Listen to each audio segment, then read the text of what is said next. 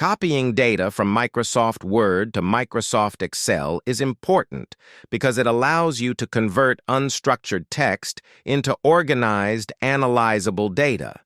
It helps in performing calculations, creating charts, and managing large data sets more efficiently for research or reporting.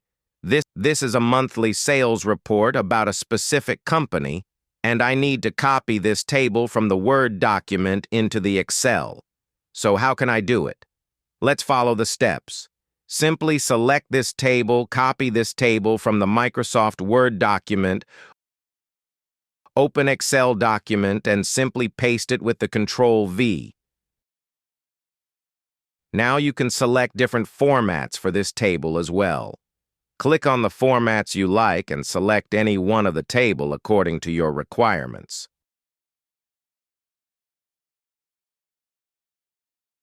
Press OK, and you can see that the table has been formatted.